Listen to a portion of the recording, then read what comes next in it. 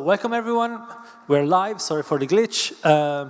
My name is Matteo. I'm a senior research fellow here at ISPI. Thank you for joining us. It must have been hard to find us. You see, it's hard to get here because there is the design week, and we had to manage the palace. I would say this is quite a good metaphor for trade today. Reimagining how trade works and how trade will look like in a few years from now, trying to safeguard what's good of trade, just like this palace right now that's been reimagined, and trying to again protect it from maybe some challenges and headwinds along the way. So thank you so much for joining us today here in presence, and so for those online. The event is called The Great Trade Wall, Which Role for the G7? I hope you can hear me well. I don't hear myself very well, but please tell me. And it's organized in the event of the fact, of course, in Italy, we're going to have the G7 summit in June. And there is this host of events organized by the fact that Italy is presiding the G7. And you might know there are several engagement groups in the G7. So there is, for instance, B7, Business 7, the Confindustria and other business leaders convene there. L7, Labor 7, trade unions. And then we have Y7, Youth, Women 7, Civil Society, C7.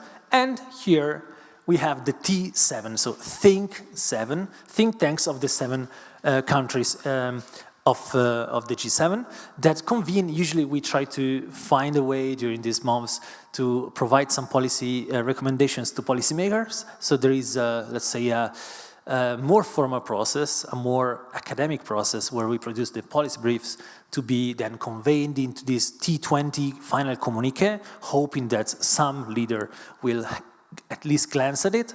And then we have these kind of outgoing events. And we thought hard at ISPI, what do we do today? What do we do for this year? And we decided this is the first event to launch the spring roundtables. So we're going to have 6 or even more events between here and June to lead towards the G7, and even after the G7 summit has ended, to cover a few topics. So today we're covering trade. And so joining me today, we have here in presence, let me introduce them. So Lucia Tajoli, she's a full professor of economic policy at the Department of Management Engineering of the Politecnico di Milano, and senior associate here at ISPI. And then Carlo Altomonte, associate professor of economics of European integration and other courses at Bocconi University, and senior associate here as well. And joining us online, again, not sure if you can see them, but you'll see them pretty soon enough, are Rose Ngugi, executive director of KIPPRA, the Kenya Institute for Public Policy Research and Analysis. Rose, she's in the middle. Alicia Garcia-Herrero, chief economist for Asia Pacific at French investment bank Natixis, and senior fellow at Bruegel, Belgium-based think tank. Then Rem Korteweg, senior research fellow at the Clingendael Institute, which is a Dutch-based think tank. And I forgot to say that KIPPRA and Clingendael are also cooperating with us for this event. So this is hosted in cooperation with them as well. So thank you all for joining us. Given that the introduction lasted pretty long enough, let me already turn to introduce the topic of today. So trade. We've talked about it a lot. We hear constantly things are happening. Even yesterday, if you followed Biden's presidential campaign, he was in Pennsylvania. He was saying, hey, if I'm elected, I will actually raise tariffs on steel and aluminum from China, from the 8% today to 25%, possibly even before he's elected, he promised this. And so maybe the question to Carlo, just to start, is what are we seeing today if even Biden, we talked a lot about Trump's trade war when he started it in 2017 with China, and now Biden is actually promising to do more on that. So what's happening in the global economy? Well, thank you. Thanks for the invitation, and to our guest speakers as well. Big hi to all of you, although only online. So what is happening is essentially that we see here a dismantling of the rule-based global order that we have built right after the end of the Cold War. So in a sense, when we had an hegemon power that was the winner of the Cold War and was able to impose his rule-based system to the world through the creation of the World Trade Organization and therefore the liberalization of trade flows, the maintenance of a rule-based world order where violation in terms of tariffs were sanctioned by all the other members within the WTO, where the tariff-bound principle that was maintaining that tariff could only go in one direction, which is down, not up, the preservation of the national treatment and the most favored nation clause, which would also forbid discrimination across countries. Well, all this has been progressively dismantled through the political process, simply because we have been somehow unable to deal with the political and economic consequences of the process that we had started, this globalization.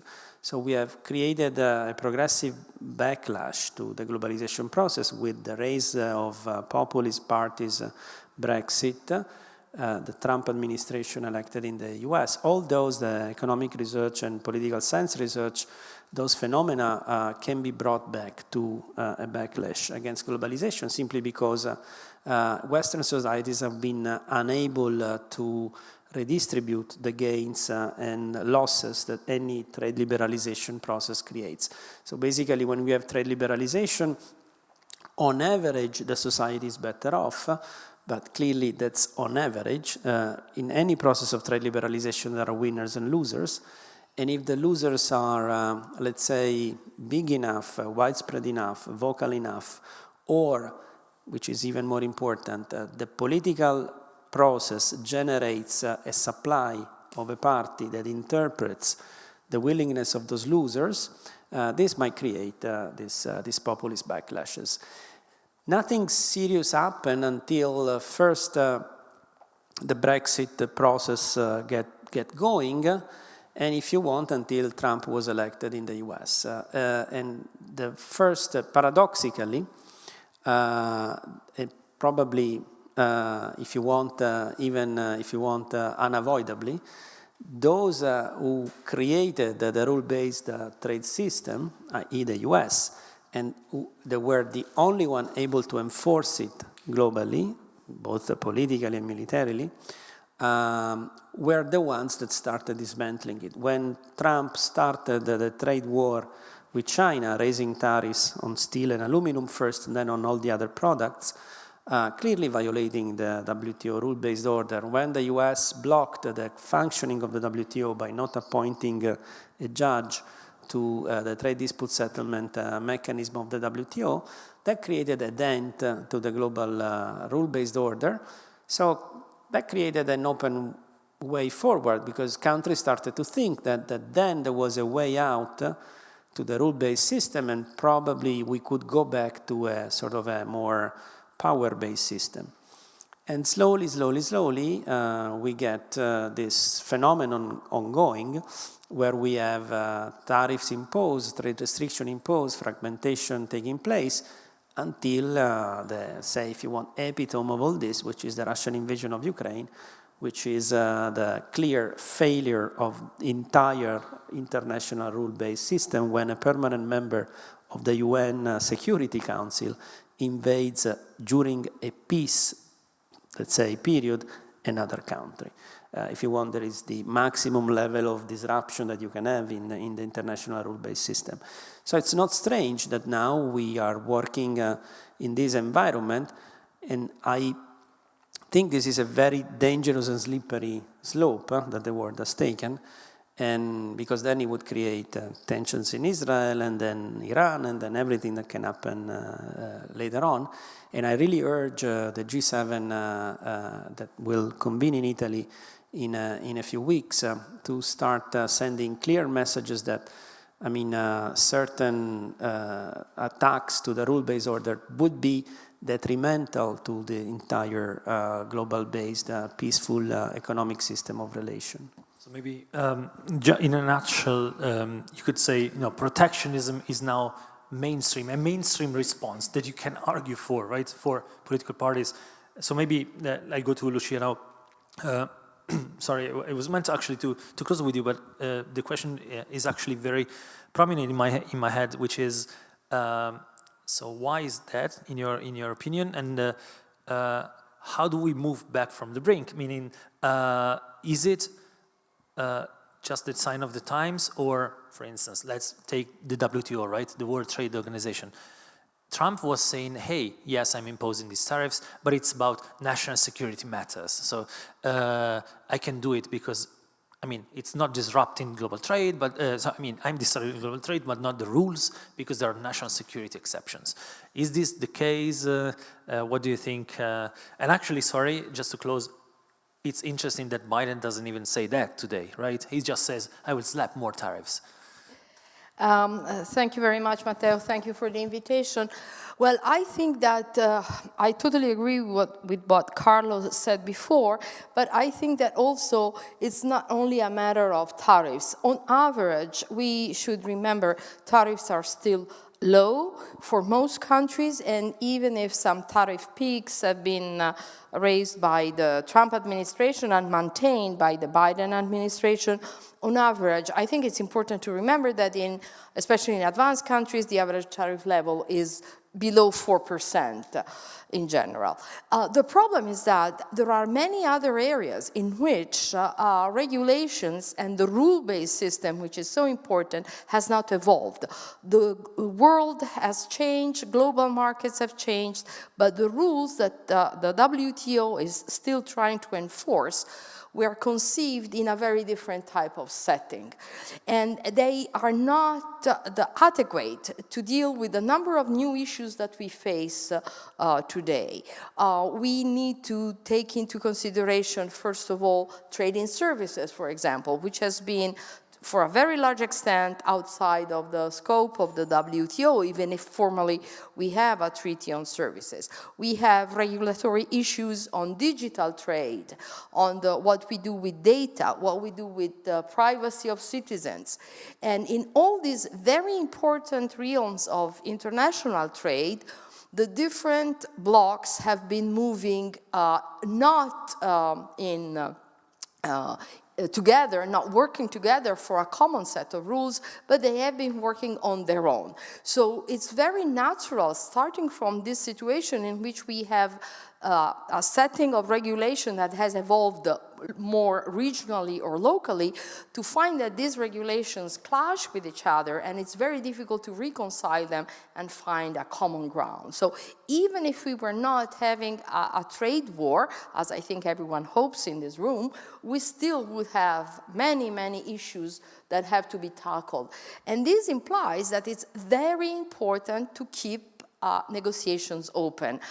In my view, even if some people consider that the WTO today is obsolete and almost irrelevant, I must say that I don't fully agree with this view, because I still think that one of the fundamental roles of having an institution such as the World Trade Organization is having a place where countries meet and talk, which is the essential point to start before getting worse. So you were asking, how do you get away from the brink? It's not easy, but the first thing is try to talk about what can be done without having individual countries or individual groups taking their own decision regardless of the consequence on others. So I think that it's very important that, for example, we had a ministerial conference about a month ago, a bit more than a month ago at the WTO. There were little things achieved in the conference, but this doesn't mean that this was an irrelevant event, a meaningless event. The very fact of having all these countries meeting together and discussing is per se important. And I also would like to remember that, and this is important, that the G7 keeps this in mind, that globalization is still crucial, very important for the smaller countries, the emerging countries, the non-G7 countries. G7 countries should remember that they are no longer the majority of the economics, of the population, of the world. So many smaller and emerging countries are very, very keen on keeping world markets going, and they are interested in having a rule-based system, because in a non-rule-based system, who wins is the biggest, the largest, and they are not. So they are very keen on keeping the rules ongoing. Yeah, thank you. I stop you there because it's perfect the way in which we are placed, because I want to give the word to Rose Ngugi, and we talked about the non-G7 countries. We've heard about how, let's say, big blocs are facing each other, and even though, as you said, Lucia, we're still not seeing, let's say, retrenchment of, global trade. Actually, last year it was one of the heights, right, of global trade over GDP. Still, there's, I mean, let's say it's a plateau, but it's not still a retrenchment, but still, the threat is there, and maybe Trump doesn't like the call for talk on the WTO. So, Rose, from your point of view, so let's say from Kenya and looking at it from the regional perspective, what do you make of what's happening today in the world? And maybe if you can also give us a perspective from Africa, like, we've been talking a lot about free trade agreements in Africa and so on. Is there a simmering trade war in Africa as well, or between African countries, or is it going better? So the two things, how do African countries face the world, the big blocs, and what's happening within the African continent? Okay, thanks very much, Matteo, for even inviting us to this forum. And I want to give my perspective as far as the topic that we're discussing today is concerned. I know there's quite a lot going on at the international level, whether we are calling it trade wars, but at least there are some tensions among our trading partners. And for Africa and Kenya also, what you'll notice is that anything that is going up at the big blocks level, it could have a negative or a positive effect, depending on really how the big players actually relate with the African continent. But as we talk about what's going on at the global level, at that big block level, we may also say that at the African continent level, of course, there are some times when there are tensions across various countries, but they seem to be just within the regional economic communities, like East African Community or in ECOWAS and the like, and that is where you'll find maybe it's something that there is a disagreement as far as how to treat a standard or how to deal with a certain flow of products or even services. So you may find that maybe at the African level, the effect is not so much felt, maybe outside the REC region, but within the REC region, it's usually there. So what do I want to talk about in this context? One is that in the context of the changing uncertainties, changing strategies, one of the things that you'll find is what is being called the friend shoring strategy, which is actually coming after talking about the offshore strategy and the nearshore strategy. And the reason why I'm bringing it up is because it looks like as the big countries are moving towards implementing this kind of strategy, looking for friends, looking for where they can see mitigation of the risks that they're looking at in their operations. They seem not to have seen so far something like-minded countries in Africa. You notice that when we talk about offshoring a strategy, and talking about the low-cost countries where you can do production, then Africa comes in. But how you manage or how we move on with the friends shoring kind of strategy becomes something that as Africa we need to watch. because you'll find like US now has the Indo-Pacific economic framework with Asia. You'll also notice that it has even EU has also a practice of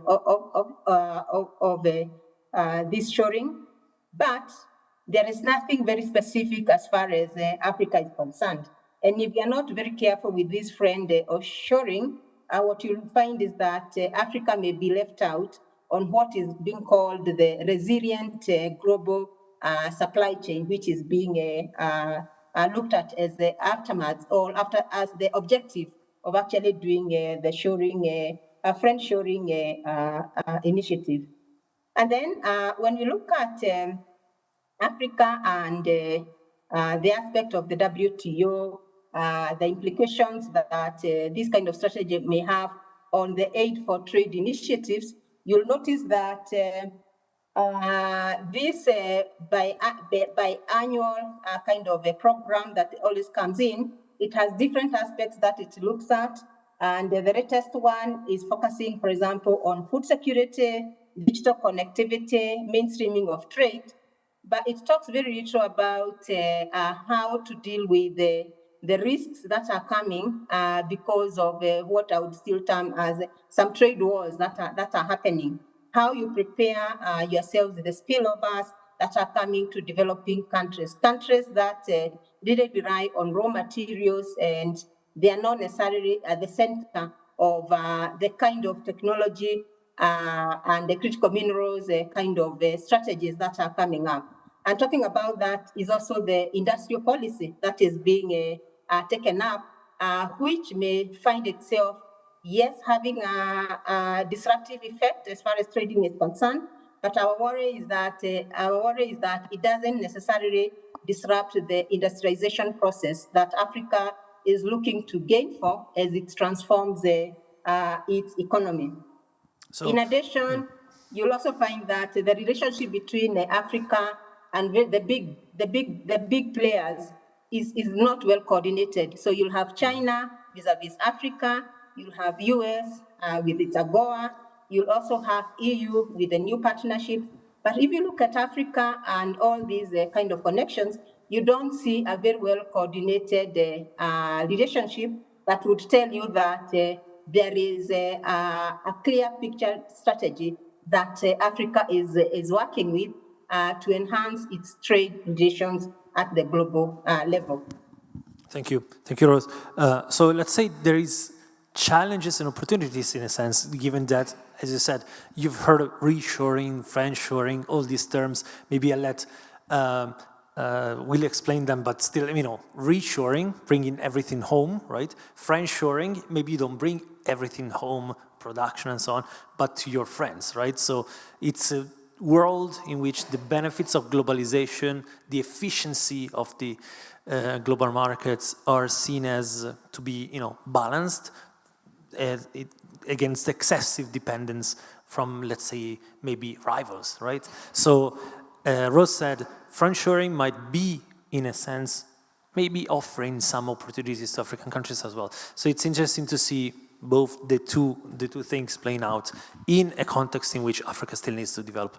And so thank you so much for this, Rose. And I'll move to Alicia, and I'm going back to the potential rival, right? So Alicia, you're based in Hong Kong, you're frequently in Brussels, now you're joining us today from Brussels, but you're frequently over there. So you see that firsthand, you see Xi Jinping changing strategies. And what's interesting that you wrote a few weeks back is that, Xi Jinping seems to be doubling down on producing more, right, of some parts of the sectors of the value chain, but in a context where we are already awash with Chinese goods. So what do you make of that? Alicia, I think you're muted. Well, first of all, thanks for the invite. It's a pleasure to be here with you all. Going straight to the question, for the benefit of time, you can see the glass half full or half empty, as you like. We just had Chancellor Scholz in China And that's a very good example of the half full, half empty glass. I mean, if you hear what the benefits are, they're quite obvious. Yeah, Xi Jinping has reminded him that we're importing cheaper goods for our energy transition. So that's part of the story. And they will become only cheaper because of this doubling down that you referred to, meaning that China's growth model increasingly is about production of manufacturing goods for the lack of a better option, because consumption is still weak, the real estate sector is still in pain, and there's not enough money, fiscal space to grow out of infrastructure, whose return by that matter is always lower. So there you go. The way out is to produce for the rest of the world. Why would we not like it if it's always cheaper? Why would Africa not want all of these EVs if they're always cheaper? Why would Europe not? Well, the reason is quite simple, is that first you need to be able to produce something, to have some value added, to then pay for those goods. Yeah, I mean, this is the whole idea of not really accepting the industrialization or the lack of industrialization in as far as Africa is concerned. So this is the key. The key is that as much as these goods may always be cheaper and cheaper, and this is China's deflationary pressures out of excess capacity, we may still worry about a scenario where we become too dependent on China for everything we need. And that's the half full, half empty glass. It depends on how you look at the world, how much you care about economic security, about critical dependencies, that you may see that glass fuller or emptier. And that's the whole game. So I would say that it is up to each country's own circumstances. Yeah, I mean, for me, as a European, and Europe having been an industrial power, it's very hard to accept that we just suddenly do not produce anything or hardly anything. On the higher end, you have the US. On the middle end, you have China, which is where we used to be. And you don't want to go to the lower end. You just don't want to have, say, case of Spain, recent announcement of Chile, Chinese automaker, basically assembling, because we're not going to produce the batteries in Spain. We're going to assemble the EVs that are going to come from China, parts and components, batteries from Morocco or Hungary. So where's the value added? So, I think these things has to be thought through very carefully. So that's all from my side for the time. Thank you, Alicia. Yeah, and again, I encourage you all, and maybe even myself, when I think about China, we often think about the worst part of the problem, overproduction, overcapacity, and so on. We seldom think about the fact that, bringing down prices actually can be a good thing. It depends, right? It's still, I'll bring back Lucia in a while, but the experts on trade policy know that dumping depends on how you define it, right? It depends on whether the dumping is really happening or it's really a price that's going down because there's so much overcapacity of that. Capacity of that, and then overcapacity. How do you define it? We know it in a sense on, for instance, solar panels, right? We know two things. Let me just give you 2 points. 80% of the solar panels of the full value chain, on average, of solar panels today are produced in China, 80%. So it's 95% in solar cells, the smallest ones, right? Then the modules and so on, 80% on average. 70% of the wind value chain is Chinese. So that's the first value. The other value is we know that this year, China has doubled the capacity of producing solar panels than the world will be able to install this year. So we know that there is an imbalance in China. We also know that we're benefiting from it because, PVs, photovoltaic cells and panels and so on are so cheap right now. If we manage to link them to the grid fast enough. So it's a double-edged sword, right? So let me move to Rem. With this in mind, Rem, you wrote just about a year back, welcome to the next phase of globalization, fragmentation. And after we talked about reshoring, offshoring, so on, I'm interested in another term, but of course it's a pun, right? Fragmentation and integration at the same time. So, Rem, why do you say that? Can you explain to us what's happening in your opinion? Thank you. Yeah, thank you very much, Matteo, and it's great to be with you, if only virtually. So the idea behind fragmentation, which I absolutely admit is a horrible term, is that when you talk about what's happening on the global trade landscape, a lot of the attention is focused on, of course, China and our relationship with China. And we talk about the discussion regarding unwanted economic dependencies. The figures that you mentioned, I think, are very compelling. There are questions about how we relate to China, whether we want to be dependent on China, for instance, for high-tech manufacturing, for semiconductors, AI, et cetera, et cetera. But that's not the entire story which is shaping global trade. And I sometimes have difficulties with the fact that in discussions like this, when you talk about the future of globalization, we tend to see China as a synonym for globalization, which is just not true. There is actually a lot of integration happening in response to some of the concerns we have regarding overdependency on China. And if you simply look around and see what's happening in response to countries trying to build down their dependencies or over-dependency on China, it's not about reshoring. It's actually about some things that have already been mentioned by other speakers today. It's about diversification. It's about scoping new market access opportunities. It's about de-risking. It's about bringing production back to not just to friends, but also in a more regional context, or actually duplicating. And all of this actually adds to globalization in the sense that we are increasingly connected, but we are connecting in a different way. So if you want to use another term, it's more about a reconfiguration of supply chains, reconfiguration in how we understand our own dependencies, and which I think is a nuance to some of the almost binary discussions you hear about which way the global trade system is developing.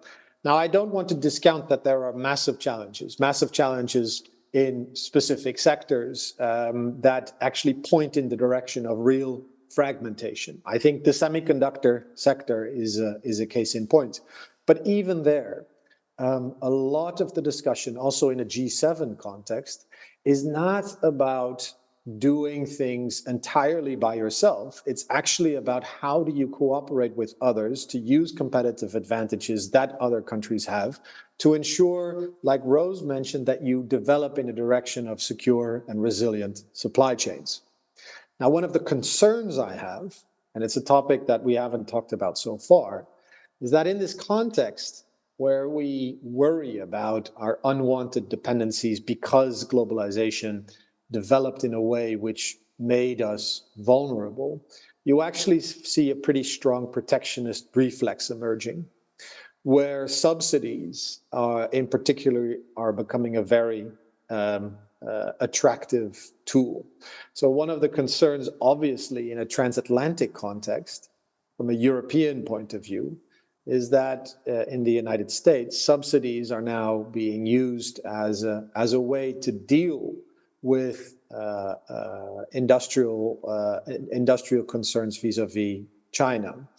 And I would hope that we also emphasize in a G7 context more the outward-looking element. So give as much attention to the question of how you rebuild or reconfigure supply chains, that they become robust and that they become integrationist, if you will, instead of really using subsidies primarily to spur your own domestic production. And maybe just one more comment, if I may, Matteo. It's very interesting to see that, and this is also, I think, the fragmentation element of it. If you look at Asia, and Alicia will know this much better than I, there are new mega regional trade deals being that have been concluded in recent years. You have RCEP, you have CPTPP. There is an enlargement of the CPTPP group of trading partners. There is the United States. Rose mentioned IPEF. And so what you actually see is this jockeying for position by trying to connect as many countries as possible in your own trade group, which is very much integrationist. And this is the nuance I hope to bring to that discussion. Super interesting, Rem. As always, actually, I see that with fragment integration, you exercise your way of being able to say CPTPP without losing your tongue in this. But again, as you can see, all the acronyms on trade are the worst. But one of the things that you brought in to the table for this second round, it's super interesting. It is, it's not just trade barriers. It's also subsidies that, distort trade. We know that. And we know that even in the world with very low trade barriers, there's always been subsidies between countries, let's say, distorting the trade. And there's always been a benefit and a balance on whether we want to, in the end, let's say, use a lot of subsidies to try to keep our production here or bring it back, or let, again, market efficiency, so far as much as we think it's happening in the world, to regulate how we do the exchanges. So moving to Carlo, maybe a question is, you were talking about politics and how this, let's say, political climate has changed over the past 15 years. And so how do we road that back, the question that I posed to Lucia, how do we make policymakers realize that sometimes, there is a fine balance between, accusing China of being dumping everything in the world, and at the same time, what do you propose to a policymakers of the G7 or any other place in the world to try to roll this back, but also take this with a, with a pragmatic view? Well, I very much agree with what has been said. The key word is to move from ideas which are obviously not sustainable in the data, of so-called strategic autonomy, because the world remains highly integrated. Coming back to the last point that was made, if you exclude from the world trade data and you calculate indexes of globalization, taking either exports over GDP or GVC trade over total trade, if you exclude China from that figures, the trend is still increasing. Not even flattening, it's even actually increasing. Because when you realize that strategic autonomy is impossible, and the key word, as Rosa said, is diversification, the only way to diversify is to have a denser network around other hubs than China, and that means more trade, not less trade. So I agree, it's a different trade, it's a different shape of globalization, it's a different, I think we were discussing about configuration, right, of how the world has been globalizing. And that is something that I think policymakers have to have very clear in front of their mind. If they want to preserve their ability to keep growing and producing and being integrated in value chain at costs that are reasonable, economic integration is unavoidable, one way or the other. You have to maybe change the configuration of economic integration. You have to push for a different value chain, and subsidies to a certain extent might be used as a tool to that. But actually, if you think about what the US is doing, and you look at the content of the IRA in detail, de facto the IRA prevents Chinese inputs to enter the US. Not inputs from other countries, because countries that have free trade agreement with the US are exempt from the Make America or Buy American product. And even Europe, with the last, let's say, negotiation that have been ongoing, has a certain access to the US market through the IRA as well. So in a way, the IRA has been used to change the configuration of the US value chains, the fact that Apple is now producing in India, and I think last statistics I saw is the volume of iPhones exported from India has exceeded the one exiting China, is talking miles about this new way that the US is going on. The risk is that what you were mentioning before, i.e. that the policymaker then does the extra step, promising protectionism, which is the last thing you want to do, because that's essentially not what you need in this way. You need to reshape a bit the global picture on the one hand. And one last point on subsidies, the risk we have with subsidies for the US I already discussed, but for Europe, is that every country goes its own way. If you look now at the response of the EU to the US IRA subsidies is the new temporary framework with the Green Deal industrial policy. But then you look at how state aids have been distributed within the EU, and you realize very quickly that more than 60% of those state aids are in Germany, 25% are in France, and the rest is somewhere else in Europe.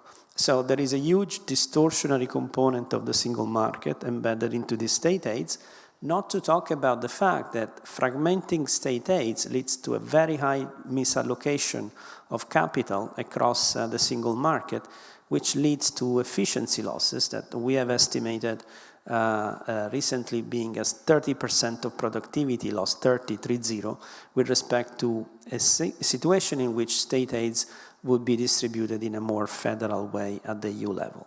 So there is a double component in this state aid policies that needs to be somehow taken into account. First is that, as I was saying, they have to be used, they could be used to reconfigure and not to block economic integration. And second, there is an inherent level of misallocation. Not by chance the IRA state aids are at the federal level, they're not at the state level. That is embedded if you go with too much fragmentation.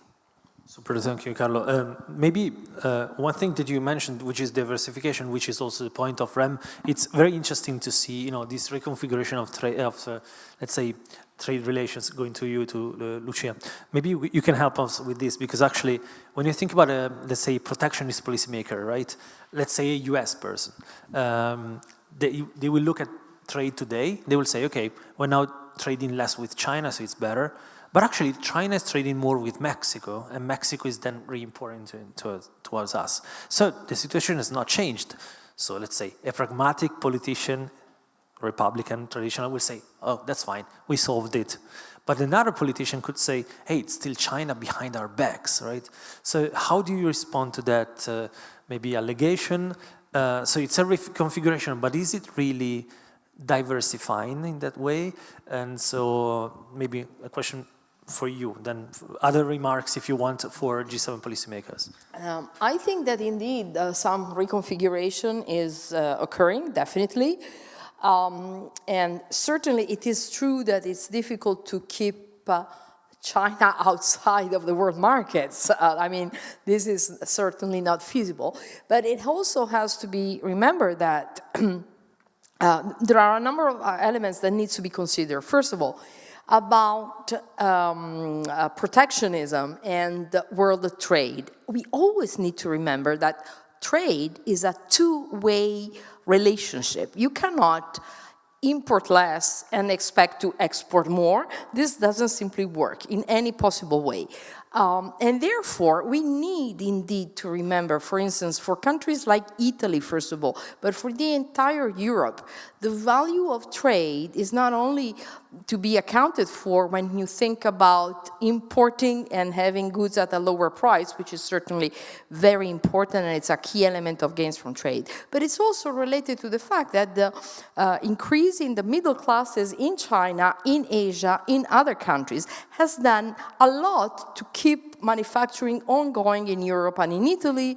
It helped to sustain production and GDP in many countries. So even advanced countries are benefiting from growth in emerging countries because they export more, and the growth in income and middle classes there has helped. So it's very important to remember that in no way you can hope to reduce your imports without having a rebounding effect on your export, because if you start being protectionist, others will protect as well. So this is, I think, very important. In terms of subsidies, as a student, I studied models showing that a subsidy raise is a waste of resources. And, you know, the lesson had been learned in the 80s, right? And then, you know, we didn't work with subsidies for a long time, and we forgot it, apparently, and we are back there where we were in the 80s, you know, with a subsidy raise. Now, it is certainly true that in some circumstances, well-designed, well-conceived subsidies can be helpful and can be used. But the risk and the chances that they are misdesigned, misguided, used for wasteful purposes, and they waste taxpayer money, you know, there are streams of economic literature pointing to the fact that it's very, very difficult to win a subsidy raise. So subsidies should be used when a true emergency is in place, and therefore this is a slope that can indeed, I think, become dangerous. Interesting as well, Lucia, thank you so much. I was thinking that maybe the lesson can be unlearned, especially in Europe, even though, you know, trade wars have started beforehand, because when you look at Russia, it offers an example of a country that can really sanction you, right, without suffering too much of the consequences, at least apparently, right? So it's interesting that, given that it's an energy giant, that it needs to keep providing that energy to the world, you really cannot really sanction that back when they sanction you. So meaning they reduce their trade with us. Let's all recall that we never sanctioned natural gas from Russia, right? Russia reduced their trade with us in order to sanction us, and it worked very well. So maybe that lesson should be re-evaluated, meaning, I mean, retaught, because China is not Russia, right? So it's interesting in that way. I may also mention another thing, maybe leading to Alicia. When we do some work, there are studies that say, if you look at, for instance, again, solar panels. Solar panels today are priced 95% less than they were in 2012, okay? 90% of that decrease is the natural advancement of technology, and that was also due to subsidies in 2012, 2013, and several subsidies from China that really benefited the world. And then we have the distortion today. So it's very hard to gauge, right? So Alicia, for you, and then I'm going back to Rose. From again, you said there's benefits and costs to subsidy wars, to a trade war, and so on. What do you make of it? Meaning, for a G7 policymaker, what would you tell them to do right now?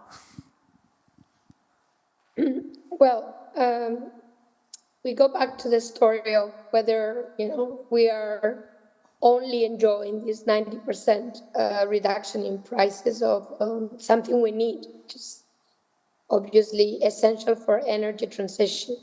And again, the simple answer is sure, but the more complicated answer is sure only so far, because we don't know what's going to happen next. I mean, beyond China's potential retaliation, which is obvious, and we've already seen some instances, I want to focus on the unintended events, not the intended risks.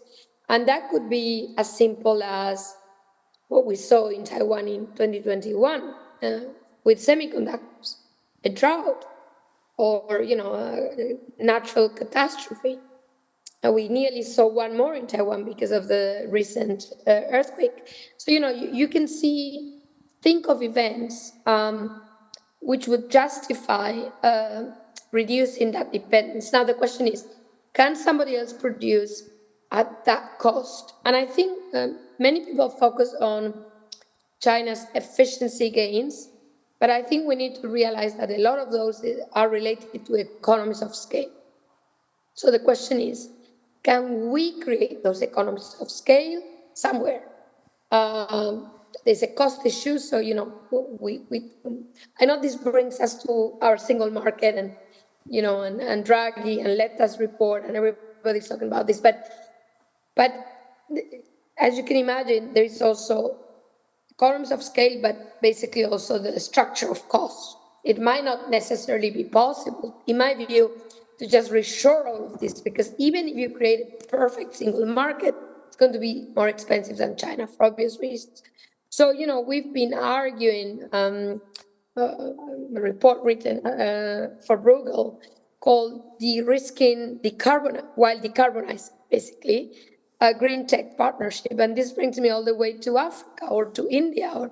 So the idea being that you need to work on the whole supply chain, not only critical raw materials, not only extraction, refining, but also manufacturing, finding those economies of scale in places where they're feasible at a cost that is similar to that of China. And I can only tell you, there's a UN report looking at the cost of producing solar panels in India, Southeast Asia, even Africa. This is a UN Africa report. It's not so different. It's just not so different because the technology is there.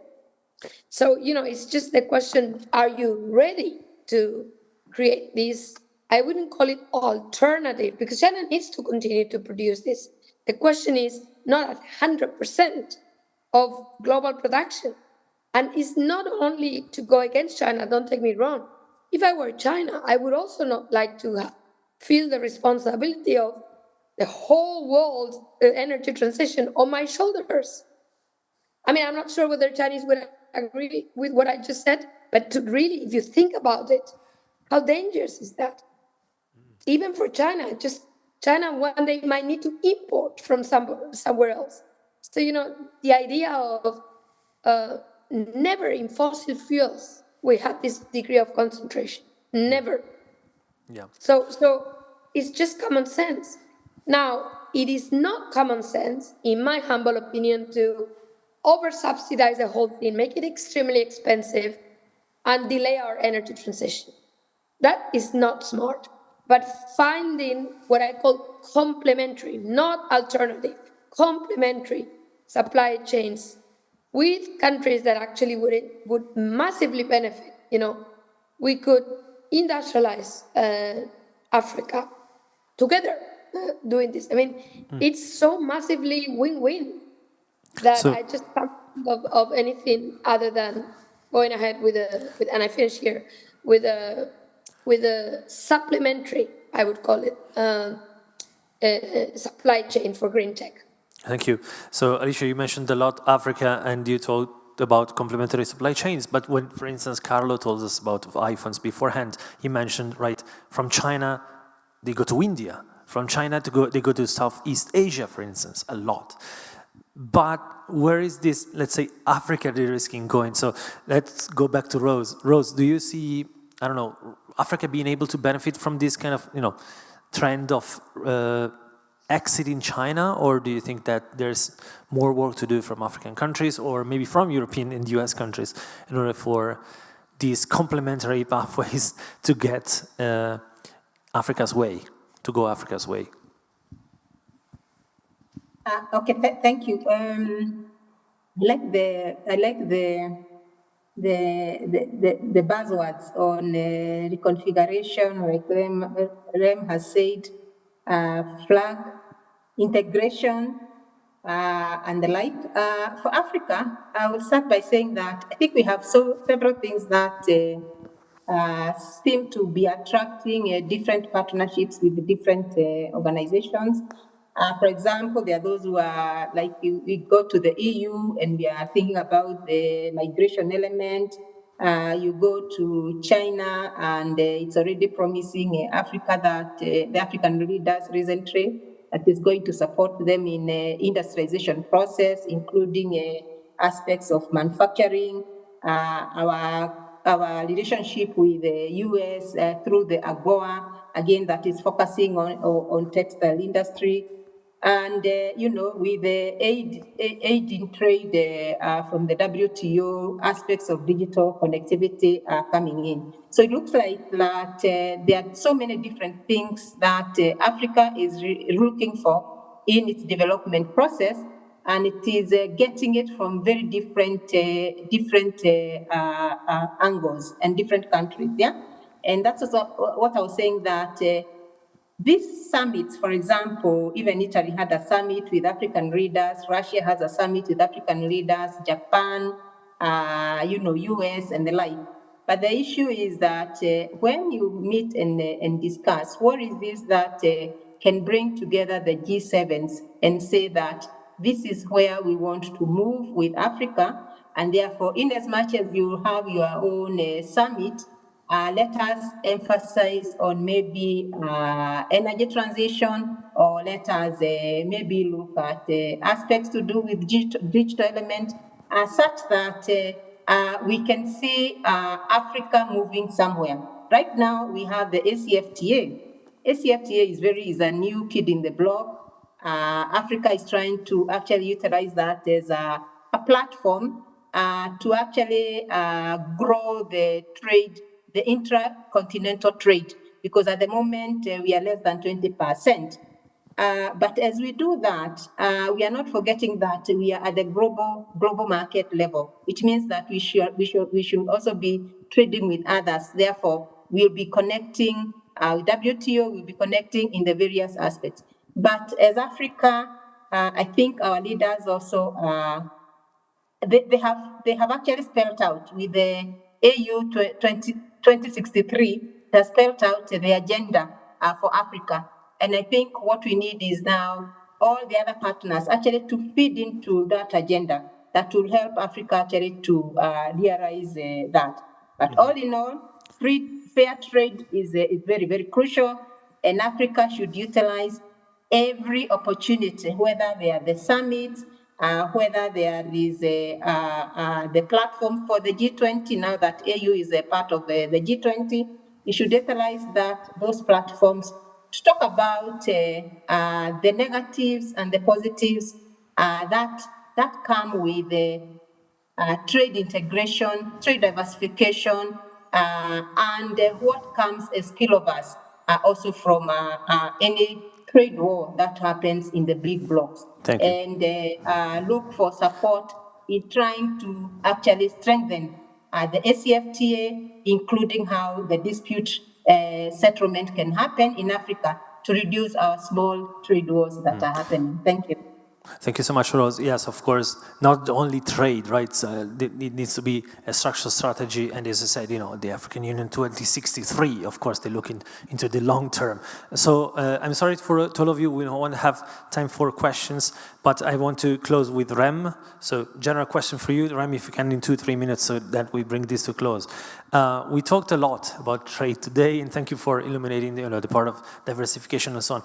It seems to me every time I need to bring this to a close, and it's trade or it's something closer to this kind of, you know, inter-country relations and dependency, that it's always a matter of finding the right balance between resilience and redundancy, right? I mean, what is that makes us resilient, or what is that we're wasting resources in? And so maybe I'll leave it to you. What's in your head a resilient strategy for this world in which politics is back at center stage in trade? Yeah, no, I mean, that's a great question. And the best way I can summarize it is that in this new period, which I think we are entering, but it's a new period where globalization still has a very important role to play.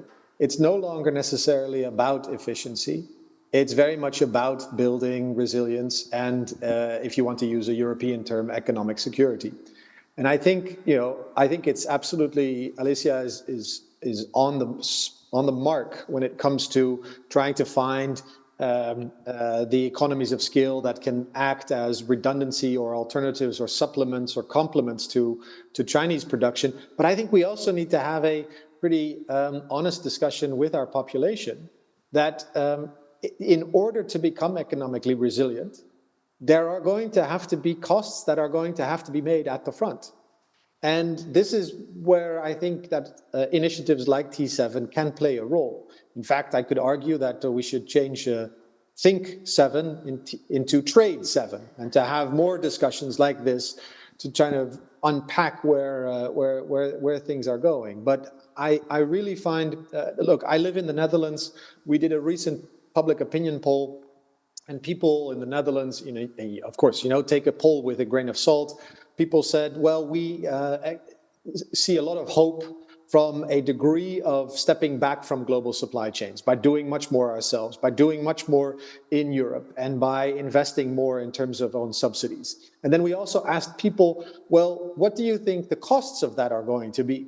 And people simply neglect the costs. They neglect the fact that things, if you want to develop a new supply chain, if you want to develop some redundancy, that might mean a number of upfront costs that have to be made. Okay. And if I could just make one more parallel, there is a fantastic report by David Autor from MIT, who analyzed what the Trump tariffs have meant in terms of job creation in the United States. And remember, Trump's tariffs, they created counter tariffs from China, and David Autor in this analysis concluded that net there were job losses as a consequence of the Trump tariffs. Whereas the idea behind them was that it would actually act as a job creator. Mm-hmm. So he debunks the fact that tariffs are useful, but we know this from economic analysis, right? We could have started that analysis already there. But what he also says is that Trump tariffs were immensely politically attractive, and that the population totally embraced them and thought that they were a simple solution to a complex problem. And if I can just end up there, because I'd really love it if the G7 had a very good conversation about this. How do you generate political support and political buy-in for complex solutions to complex problems? Because this is, I think, the challenge that we're up against. Trade isn't easy. It's not that you'll fix everything with subsidies. It's not that you'll fix everything with protectionism. But we live currently now in a political mindset where politicians are able to pretend like there are easy solutions out there. So thank you so much. Let's find an easy etiquette, an easy slogan for trade. And so with this, I bring this to a close. Let me remind all of you, this is a cycle, as I told you beforehand. So next time it will be here. We'll be talking about on debt on 3rd of May, and then on cyber threats on May 8th. So thank you so much, all of you. And I wish you, and of course, thank you, Rams, thank you, Rose, thank you, Alicia, thank you, Carlo, thank you, Lucia. And I hope to see you soon back, hopefully not disrupted, just as trade, by the Design Week, but back here stronger than ever in a beautiful palace. See you.